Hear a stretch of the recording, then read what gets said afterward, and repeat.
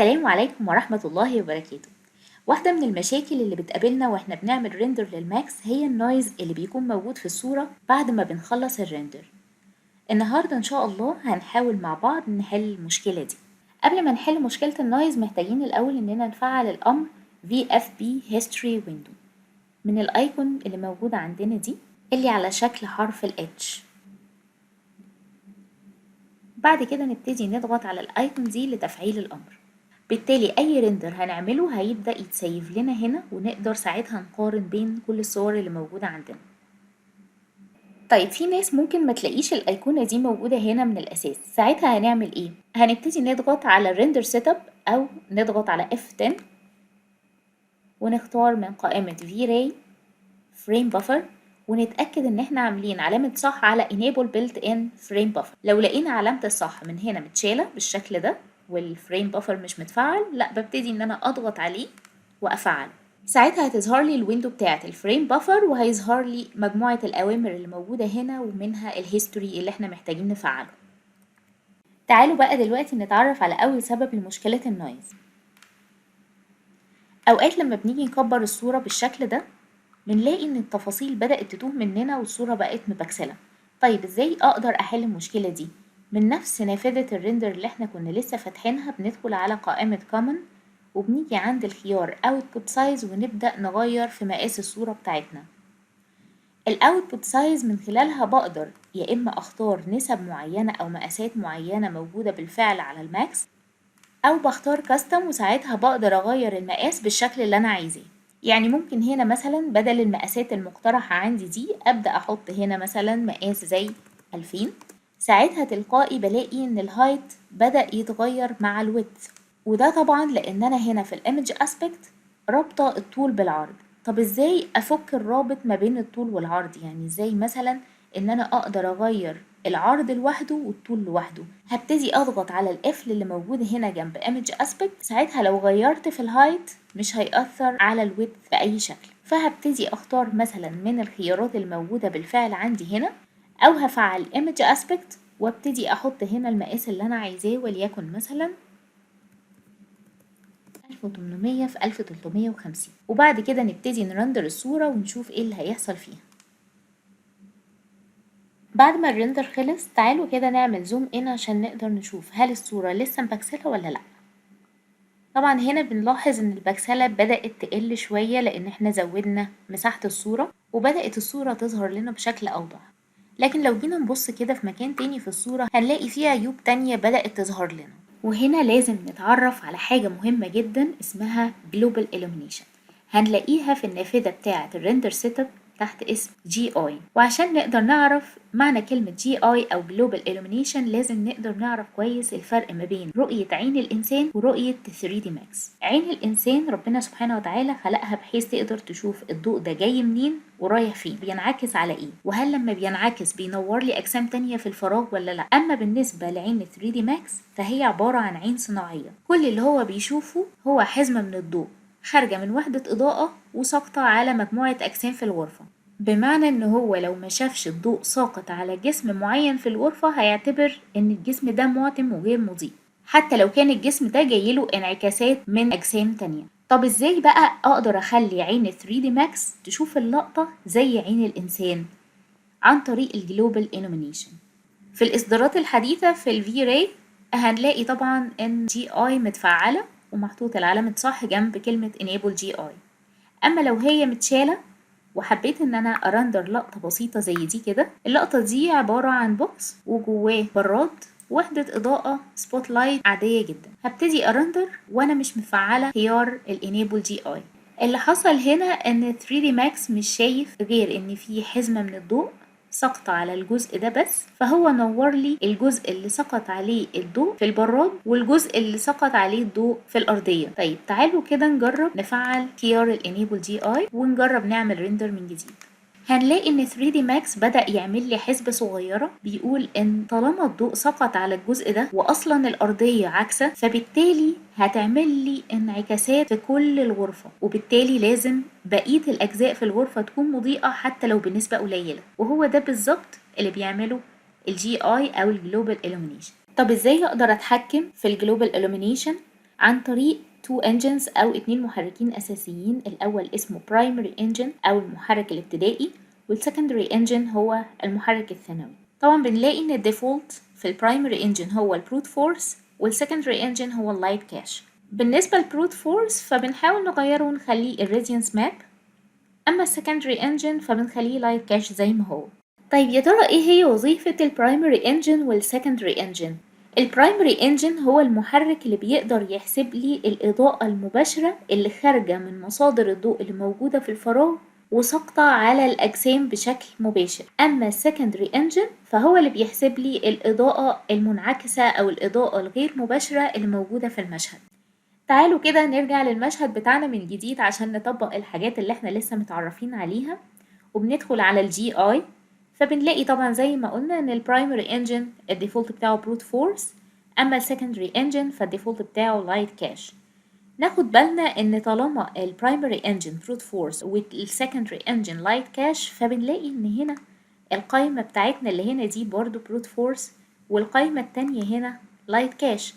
أما لو غيرنا البروت فورس دي خليناها الراديانس ماب فبنلاقي القايمة الأولى هنا اتحولت بقت الراديانس ماب. في المحاضرة بتاعت النهاردة احنا هنركز على الراديانس ماب عشان نقدر نتخلص من النويز اللي ممكن تظهر لنا بعد الريندر، ونتخلص كمان من التشوهات اللي بتحصل في الصورة اللي بنكتشفها بعد ما بنخلص الريندر خالص. بنلاقي مثلا السقف فيه مجموعة بقع بلون رمادي، أو حتى التشوهات اللي بتظهر لنا في جدران الغرف. أول حاجة عندي جوه الراديانس ماب هي الكارنت بريسيت، وهي مجموعة من الخيارات المعدة مسبقا. الماكس عاملها لي بحيث ان انا اختار منها اللي انا عايزاه، او لو عندي خيارات تانية انا ممكن اختارها، وده من خلال الخيار كاستم. اما لو اخترت مثلا very low او low او medium فانا بلاقي مجموعة من البريسيتس الثابتة اللي هو بيقترحها عليا. فتعالوا كده نختار very low.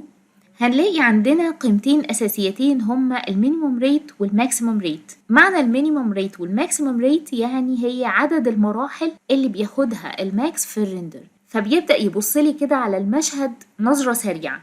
فهل أنا فعلا عايزاها تبقى نظرة سريعة فهو ساعتها مش هيبقى عنده وضوح في الرؤية، ولا عايزاها تبقى نظرة مدققة فساعتها ممكن أختار هاي أو very high. طيب لو أنا دلوقتي اخترت very low فهو اداني two process اللي هي minus 3 و minus 4. طب لو اخترت مثلا هاي لقيته اختار لي الماكسيموم ريت 0 والمينيموم ريت minus 3. معنى كده ان هو هيبدأ يمر ب4 مراحل لغاية ما يعمل لي الريندر بتاعي. معنى كده ان هاي بتخليه يعمل لي ريندر أدق وبدرجة وضوح أدق.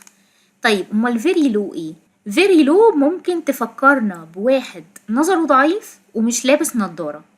فلو جينا مثلا نعمل ريندر للمشهد بتاعنا ده بالخيار فيري لو، طبعا شايفين السرعة اللي بيتم بيها الريندر عاملة ازاي؟ ولو ناخد بالنا هنا هو بيعمل فقط مرحلتين. كده الصورة بتاعتنا انتهت. طبعا زي ما احنا شايفين مفيش دقة خالص في الحسابات، والريندر بتاعنا ده أخد دقيقة و6 ثواني. طيب تعالوا كده نجرب. لو اخترنا هاي هنلاقي إن في 4 مراحل بين الماكسيموم ريت والمينيموم ريت، 0 minus 1 minus 2 minus 3. يبقى كده هيبقى الناتج بتاعنا هنا 4 مراحل هيحسبها لنا ال 3D Max. ونجرب نعمل ريندر تاني.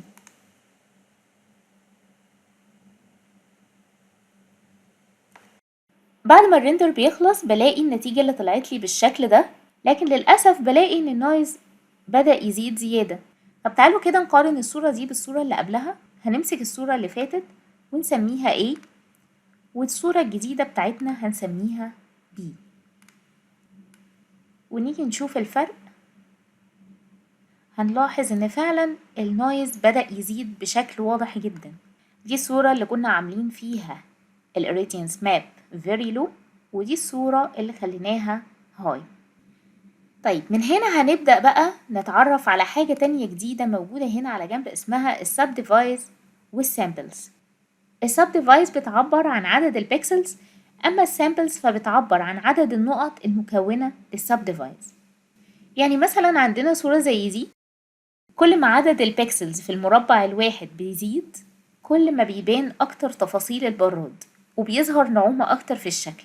برضو واضح في الصورة دي ان كل ما زودت عدد البيكسلز المكونة للشكل كل ما تفاصيل الصورة بتتضح معايا اكتر. اما بالنسبة للسامبلز فهي عبارة عن عدد النقط المكونة لكل بيكسل أو كل مربع من المربعات الموجودة عندي. معنى كده إن أنا كل ما هزود في عدد السب ديفايس أو عدد السامبلز ده بيزود لي تلقائي في جودة الصورة أو بيزود لي في التفاصيل اللي أنا عايزاها تظهر في الصورة.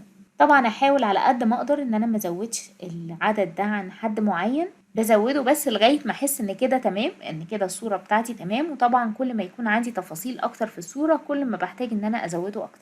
هنغير السب ديفايس هنا هنخليه 100 وهنغير السامبلز هنخليها 80.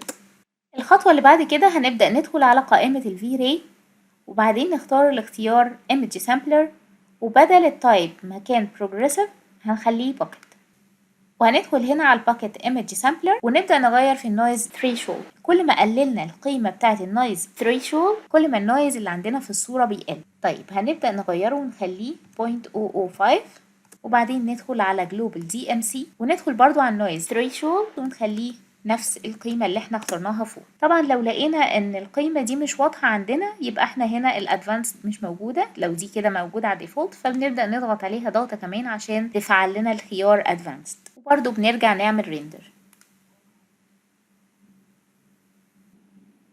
بعد ما الريندر خلص بنلاقي ان الصورة اختلفت تماما والريندر اختلف تماما وبقى فيه نعومة والنويز كله اختفى تقريبا.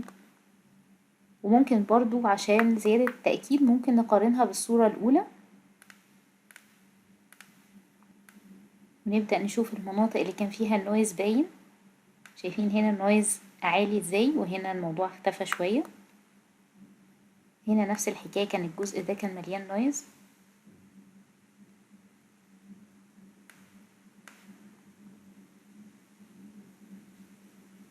وبرضو لو حبينا ان احنا نخلي تاني صورة عملناها برضو في فرق كبير جدا.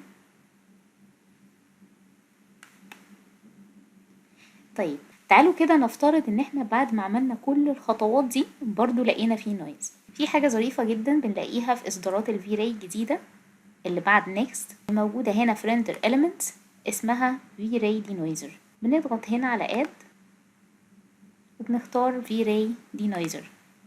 ده بيشيل اي بقايا نويز موجودة عندي في الريندر. ننزل بس تحت شوية وبدل ما البريسيت نفسه بيبقى ديفولت نخليه مايلد عشان ما يتوهليش التفاصيل بتاعة المشهد، ونعمل ريندر كمان مرة. كده الريندر خلص وزي ما انتوا شايفين هنا دي تقريبا اكتر لقطة اخدت وقت في الريندر، اخدت 59 دقيقة و34 ثانية. يعني اللي قبلها على طول اخدت 54 دقيقة واللي قبلها 20 دقيقة. طبعا اول واحدة اخدناها اللي هي كانت فيري لو اخدت دقيقة واحدة بس. فالمفترض ان احنا لو بنعمل ريندر مبدئي حاجة بس تجريبية كده للعميل في البداية ان شاء الله، فاحنا بنعملها فيري لو او لو.